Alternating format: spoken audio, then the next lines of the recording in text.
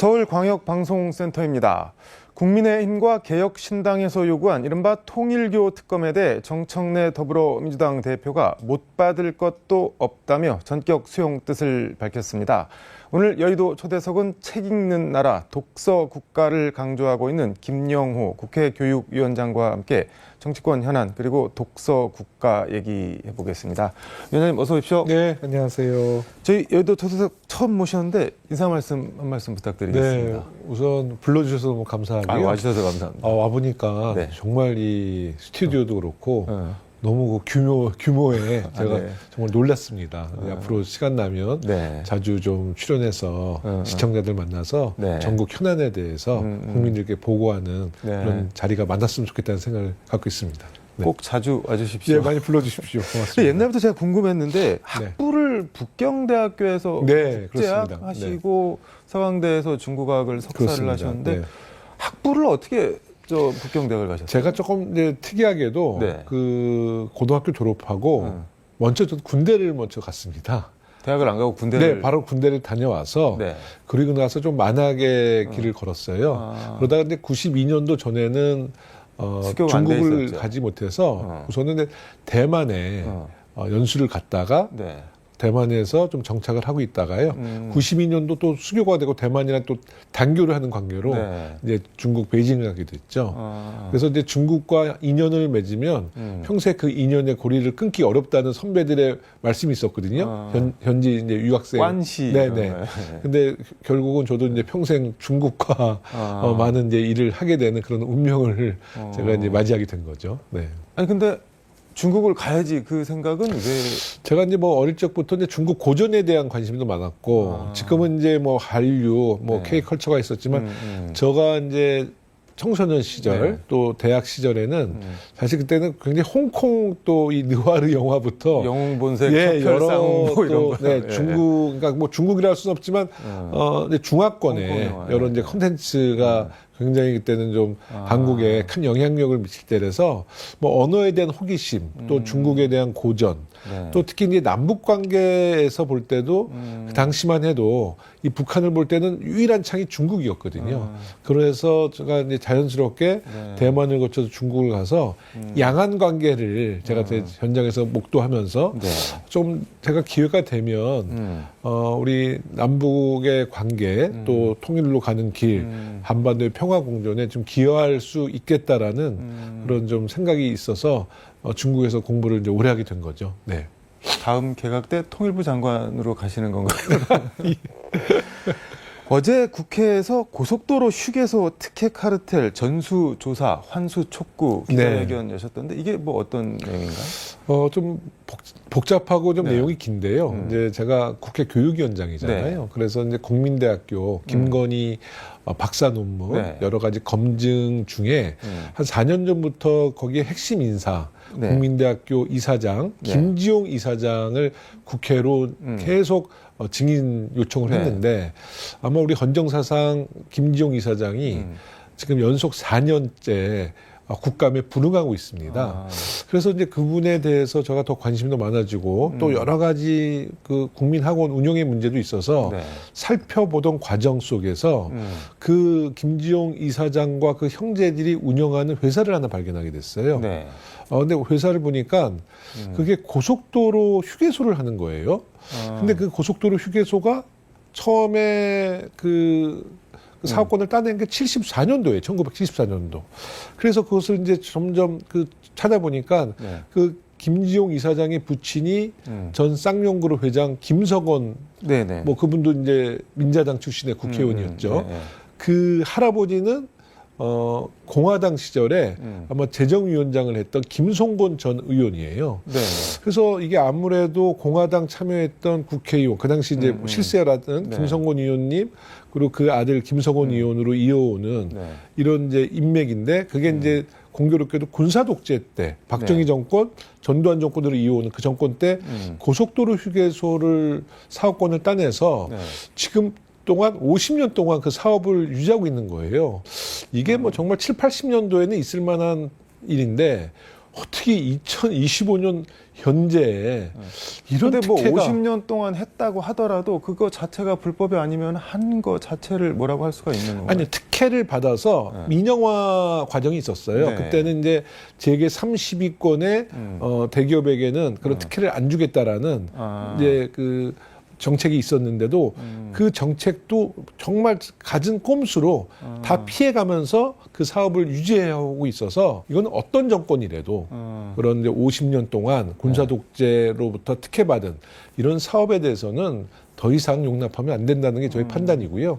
특히 이제 군사 독재 시절에는 네. 장군들이 그런 사업을 많이 했다는 거예요. 그런데 지금 아시다시피 12.3 계엄 때 제가 보고 느낀 바가 네. 정말 전두환 노태우를 당시에 그 군사 쿠데타에서 뭐 사형 언도까지 나왔었잖아요. 네.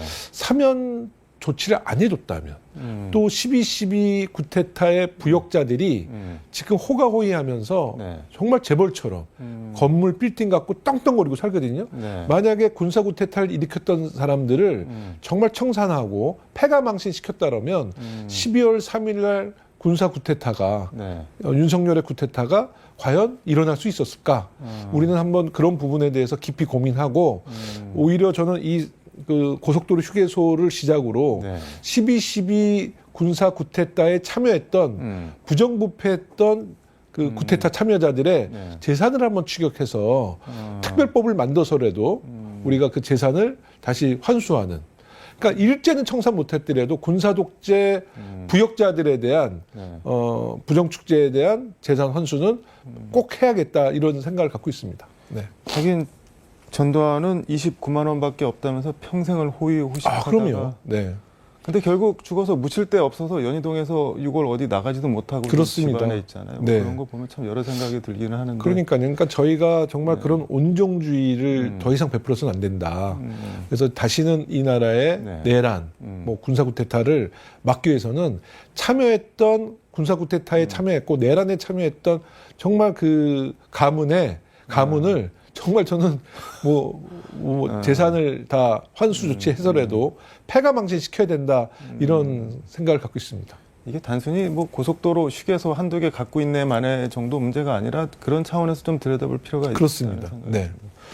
내란 전담 재판부 설치법 이게 어제 본회의에 상정이 네. 됐는데 지금 장동혁 국민의힘 대표가 필리버스터에 나서갖고 헌정사상 최장 필리버스터 기록을 세웠는데 여러 말을 했는데 네. 압축을 하면은 그 이재명 지키기 법이다. 그리고 네. 미헌이다. 네. 그리고 똥을 물에 풀어도 된장이 되지는 않는다. 뭐 그런 말까지 하던데 그 어떻게 보세요, 장동혁 대표 발언? 사실 이거는 이제 정말 사법부가 원인 제공을 전 했다고 봐요. 네, 조희대 대법원장이. 대법원장과 뭐 지기현 판사 이 여러 가지 요새 재판의 생방송으로 보는 시청자분들이 이게 사법부의 권위를 다 떨어뜨리고요. 여러 가지 위헌 소지에 대해서도 네. 모든 것을 우리가 좀 감안해서 재조정해서 재설계해서 지금 이제 법안을 냈기 때문에 저는 아마 이 사법부에서도 우리 당이 제안했던 여러 가지 그 법안의 내용들을 사법부도 좀 동의할 것이라 보고요. 사법부가 이번에 내란 특별 재판부를 수용하지 않으면 정말 사법부는 국민으로부터 더 큰 불신을 받게 될 겁니다. 네, 그래서 저는 이 내란 그 특별 재판부를 통해서 사법부의 신뢰도 올리고 다시는 이 대한민국에서 그런 어떤 내란 선동이 일어나지 않도록 이번엔 철저한 방법으로 이제 죄를 물어야 되겠죠. 네.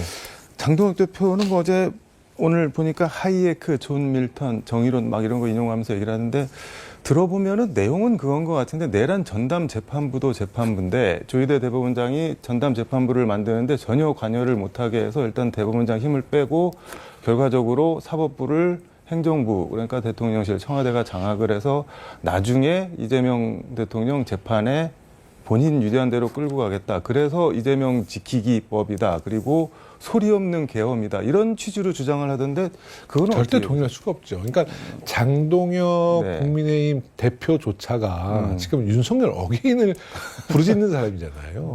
그 장동혁 그 네. 대표의 그 발언과 논리를 어떤 국민들이 신뢰를 하겠습니까? 지금 만약에 장동혁 대표가 네. 지난 12.3 계엄과 내란에 대해서 국민께 사죄하고 네. 사실 이 건전한 보수 정당으로 가는 길을 선택했다라면 여러 가지 발언을 저희가 경청할 필요가 있는데요. 저는 일고의 가치도 없다는 말씀을 드립니다. 지금 장동혁 대표 자체가 극우의 핵심입니다. 네, 정광훈 목사, 뭐 전한길 씨를 의존하면서 그런 주장을 하는 것은 특히 이재명 대통령에 대해서는 지금 많은 국민으로부터 이 대한민국을 정상화시키고 국민 주권 정부로부터 를 통해서 우리 국민들의 주권을 지금 다시 좀 실현하고 있지 않습니까? 이런 분위기 속에서 뭐 이번에 그 내란 특별 재판부가 이재명 살리기 뭐 법안이다 이런 논리는 저는 국민들로부터 정말 더욱 외면받은 발언이라고 저는 생각합니다. 언어 도단이다 그런. 그럼요. 네. 알겠습니다. 독서국가 얘기해 보겠습니다. 어제 국회의원 회관에서 AI 시대 교육대전환 독서국가로 가는 길 AI 시대 어떻게 독서 교육을 해야 하는가라는 제목의 정책 토론회를 주최하셨던데 일단 이게 뭐 어떤 토론회였나요? 네, 저는 우리 대한민국이 AI 시대를 맞이해서 전 국민들이 AI를 잘 활용하고 AI 시대에서 정말 사람이 중심이 되는 그런 AI의 그 좀 강국 이런 시대를 준비하자는 취지입니다. 그러기 위해서는 AI를 가장 활용하고 준비하려면 사실 독서가 기본이 되어야 되거든요. 다시 말해서 AI에 대한 비판 능력도 키워야 되고 또 문해력을 통해서 AI에 대해서 질문을 잘해야 되고요. 또 독서를 통해서 창의력도 더 키워야 되는데 제가 이제 국회 교육위원장으로 보니 대한민국의 교육은 정말 비정상적이다. AI 시대에 상반된 교육이 지금 진행되고 있습니다. 그러니까 어떤 말씀인가요? 뭐 암기 교육, 뭐 줄세기 교육, 모든 것이 수능 중점 교육. 근데 이런 교육으로 우리가 계속 나간다면 뭐 창의성은 창의성대로, 문해력은 문해력대로, 비판 능력도 사라지고 어찌 보면 AI라는 과학적인 또 산업적인 시대가 진입하더라도 국민들이 문해력과 창의성과 비판 능력이 없다면 대한민국은 어찌 보면 AI 괴물 국가로 저는 변모할 수 있다고 보거든요. AI 괴물 국가는 뭐 어떤 건가요? 그러니까 결국은 아무 사고 없이 AI로부터 지배받고 AI에게 사고 없이 질문하면 AI가 모든 생활을 책임지는 AI 중심 세상이 되는 거죠. 로봇 중심의 세상이 되는 거죠. 다시 말해서 AI 시대에 인간이 중심되기 위해서는 사고력과 창의력과 비판 능력을 통해서 AI를 잘 활용하는 국민들이 전 돼야 된다 보는데 그 중심에는 독서가 가장 전 중요하다 이런 생각을 합니다. 다만 제가 최근에 이제 여러 가지 세미나를 좀 하고 있고 공부를 하고 있는데요. 이 독서라는 것이 가장 중요한 것이 조기 독서더라고요. 골든타임이 5세부터 10세, 그러니까 5세부터 초등학교 2학년까지가 그때 이 책과 친숙해지지 않으면 그 이후부터는 책 읽는 것도 습관이 안 되고 또 책에 대한 문해력도 많이 떨어진다는 겁니다. 근데 뭐 아시다시피 대한민국이 뭐 영어 유치원부터 정말 5세, 7세 뭐 레벨 테스트 하는 뭐 여러 가지 뭐 의사반 무슨 말씀인지는 잘 알겠는데 말씀하신 대로 뭐 유치원 때부터 뭐 영어 학원 다니고 학원 다니느라 바쁜데 야, 책 좀 읽어라 이게 되겠습니까? 그런데 그래서 이제 많은 분들이 독서 국가라면 거창한 구호 슬로건을 보는데요. 저는 이 독서 국가라는 제 표방 속에서 생애 주기별 제도를 좀 만들고 있습니다. 제도요? 예. 다시 말해서 아까 영어 유치원이 요새 굉장히 좀 문제가 많잖아요. 어저께 세미나를 했는데 한국 사립 유치원 대표들이 나와서 우리는 영어 유치원 대신에 독서 유치원을 하고 싶다. 이제 패러다임을 영어 유치원에서 독서 유치원으로 바꾸자. 그리고 제가 교육부 장관 또 교육감님들과도 요새 논의하는 것이 초등학교는 독서 중점 초등학교로 우리가 전환시켜서 생애 주기별 독서 유치원을 거친 아이들이 독서 중점 초등학교로 가고 독서 중점 초등학교들이 중학교를 가게 되면 이제 중학교 1학년은 사실 그 자유학기제라고 있거든요. 근데 1학년 때 시험에 부담을 안 갖고 정말 자기가 이제 폭넓은 좀 공부를 하라는 시기가 자유학기제예요. 근데 그때- 이게 네. 결국은 다 대입이랑 연계가 돼야지 되는 거 아닌가요? 네, 그래서 네. 저는 이제 그 중학교 1학년 자유학기제도 네. 이제 독서 중점 중학교가 되면 자유학기제가 독서 학기제로 이제 네. 바뀝니다. 그렇게 되면 유치원, 초등학교, 중학교 때 책을 이제 많이 읽게 되잖아요. 네. 그럼 이제 독서 이력을 저희가 이제 DB화해요. 이 독서 이력을 갖고 요즘에 가장 뜨거운 그 감자이기도 하죠. 고교학점제. 고교학점제와 연동을 시킬 생각입니다. 그래서 이제 고교학점제의 그 독서 이력제를 잘 활용하면 네. 우리가 그 추구하는 그 아주 장점이 많았던 네. 고교학점제를 저희가 성공적으로 진행해 나갈 수 있다라고 저는 보는데요. 이것도 사실 어렸을 때부터 독서 학습이 이루어지고 또 아이 때부터 독서에 대한 관심이 생기게 되면 사실 이제 중학교 1학년, 2학년 가면 그 이후부터는 사실 우리가 어떤 뭐 법과 제도로 독서 분위기를 조성할 필요 없이 그냥 스스로 네. 자발적으로 이제 독서에 대한 친숙함을 갖고 아이들이 이제 책을 많이 보면서 뭐 사고력, 사고력도 아주 깊은 사고력, 또 문해력, 창의성이 있는 그런 교육으로 가게 되면 저는 공교육도 살아날 수도 있고요. 또 AI 시대에 바람직한 이제 청소년의 성장 과정이 될 수도 있다고 보고요. 대학의 입시에도 가장 효과가 있다고 저는 봅니다.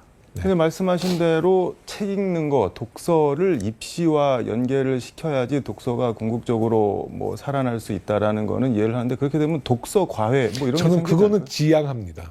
그러니까 이 독서와 네. 수능과 직결해서는 저는 절대 그건 안 된다고. 그러니까 그거를 이제 고등학교 때부터 네. 독서를 중점으로 하게 되면 책 읽지 않은 아이들을 네. 이제 논술 시험 보게 하려면 이제 사교육이 네. 집중적으로 들어가야 되지만 저희가 아직 이제 아직까지 네. 선보이지 않은 독서 유치원, 독서 중점 초등학교, 독서 중학교 이런 과정을 거친 아이들은 네. 사실 그럴 필요가 없다는 겁니다. 그게 될까요? 그러면? 그러니까 저는 그것을 네. 이제 생애 주기별 조기 독서에 방점을 찍고 네. 어렸을 때 아이들에게 독서 환경과 독서에 대한 여러 가지 인프라를 제공한다면 네. 저는 그건 가능하다고 보여주고요.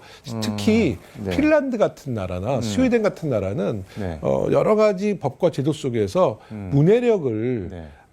기초 교육에 보장할 수 있는 법도 있습니다. 그래서 이제 저는 그런 그 뭐 어떻게 보면 교육 선진국의 이런 모델도 저희가 잘 연구해서 우리가 법과 제도를 만들어 간다면 우리 아이들이 특히 독서를 더 많이 하고 또 인문학이 더 중점적으로 우리가 교육에 뿌리낼 수 있는 뭐 그런 교육 환경은 저는 충분히 만들 수 있다고 봅니다. 정말 대한민국의 교육의 대전환 꼭 국민들과 함께 실현해 보고 싶습니다. 많이 좀 관심 가져주시면 고맙겠습니다.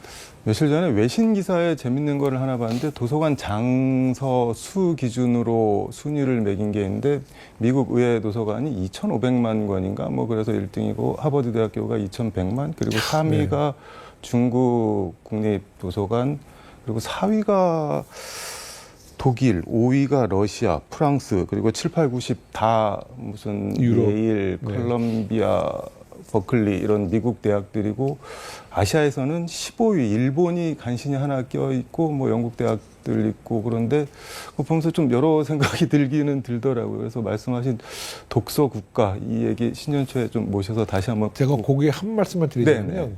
특히 아시아, 한국, 일본, 타이완, 중국은 그 대학 입시에 사실 모든 교육에 방점을 두고 있거든요. 그러니까 독서보다는 다 네. 입시에 대한 중점을 두고 있습니다. 아시아 국가가 주로. 그래서 우리가 이제 그런 교육의 대전환을 네. 이제 해야 된다는 것이죠. 우리가 사실 그렇게 공부를 열심히 시켜도 대한민국 서울대학교가 네. 정말 전 세계 대학 순위에 정말 보잘것없는 성적을 거두고 있거든요. 결국은 독서의 부족함, 네. 특히 우리 청소년들이 전 세계적으로 통계를 보면 독서에 대한 그 통계가 매우 낮게 나오거든요. 그거는 정말 우리 국회 교육위원장으로서도 제가 송구스럽게 생각하고요. 네. 책임감을 갖고 있습니다. 그래서 이제 저희는 독서를 네. 통해서 책을 꼭 읽는다는 것보다는 뭐 과학, 뭐 인문 모든 것이 다 독서거든요. 독서가 전 교육이라는 저의 생각 속에서 정말 그 우리 장관, 교육부 장관과 독서 국가로 가는 길을 한번 힘차게 출발할 생각이니까 많은 관심 가져주시면 감사하겠습니다. 알겠습니다. 오늘 얘기가 좀 약간 추상적이긴 했는데 구체적인 얘기 다음에 꼭 모셔서 네. 한번 또 들어보도록 하겠습니다. 오늘 고맙습니다. 감사합니다. 지금까지 서울광역방송센터에서 민주당 삼선 국회 교육위원장 김영호 의원과 함께 전해드렸습니다.